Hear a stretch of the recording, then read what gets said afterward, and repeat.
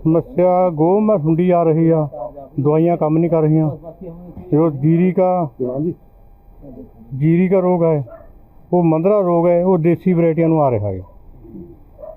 पूरा कोई समाधान नहीं मिल रहा। पिछले 2 साल पहले आया, जब भी कोई उसका इलाज नहीं होया। तो किस तरह का नुकसान जो है वो देखा जा रहा है? पूरा ही नुकसान है उसका, फायदा कोई नहीं है। तो इसका कोई सरकार की तरफ से, जैसे आप लोगों का पहले भी फसलें खराब हुई, कोई मदद नहीं किसी ने, कोई मुआवजा कुछ नहीं मिला। तो क्या मांग करते हैं? मांग तो करते हैं, मुआवजा तो मिलना चाहिए ना। खर्चा पानी जो भी है, खर्चा हो जाता बेअंत। जमींदार तो घाटे में चले जाता, कोई सुनाई नहीं है, कोई कुछ नहीं है। सर मक्की में जो गोब की सुंडी है, ये ज़्यादा बर्बाद कर रही है, बिल्कुल ख़त्म कर देती है मक्की को। और धान लगाते हैं, धान में बोनापन आ जाता है। 2-3 साल पहले भी आया था, अब फिर आया इस बार, और धान पूरा ख़त्म कर रहा है ये। इसका कोई समाधान निकाल के बताओ, और हमको कोई ना कोई मुआवजा दो, जो बिल्कुल बर्बाद हो गया उसका। तो इतने सालों से जैसे कोई अधिकारी नहीं आया सर, ठीक है ना, हमको कोई आज तक मुआवजा मिला है। तो क्या कहना चाहते हैं प्रशासन से? क्या सरकार प्रशासन से यही गुजारिश है हमारी कि हमारे को मुआवजा भी मिलना चाहिए।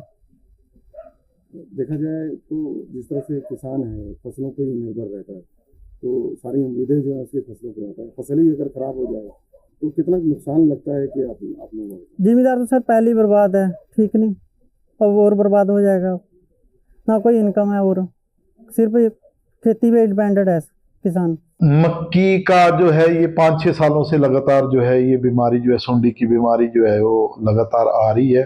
पर इस बार जो है बारिशें काफ़ी थी, तो इस वजह से, बारिश की वजह से जो है इसका जो है रोग जो है ज़्यादा नहीं फैला, क्योंकि बारिश की वजह से जो है ये कंट्रोल में आ गया है। लेकिन फिर भी मैं किसान भाइयों को बोलना चाहता हूँ कि अगर किसी के खेतों में अगर ये सुंडी दिखाई देती है, तो आप जो है ये कोराजिन का जो है स्प्रे जरूर करें। और हमारे यहाँ कार्यालय में और रामशहर में भी उपलब्ध है, वहाँ से भी आप लोग ले सकते हैं।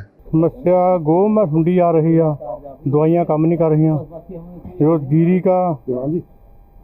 जीरी का रोग है, वो मंदरा रोग है, वो देसी वैरायटियां आ रहा है। पूरा कोई समाधान नहीं मिल रहा। पिछले 2 साल पहले आया, जब भी कोई उसका इलाज नहीं होया। तो किस तरह का नुकसान जो है वो देखा जा रहा है? पूरा ही नुकसान है उसका, फायदा कोई नहीं है। तो इसका कोई सरकार की तरफ से, जैसे आप लोगों का पहले भी फसलें खराब हुई, कोई मदद नहीं किसी ने, कोई मुआवजा कुछ नहीं मिला। तो क्या मांग करते हैं? मांग तो करते हैं, मुआवजा तो मिलना चाहिए ना। खर्चा पानी जो भी है, खर्चा हो जाता बेअंत।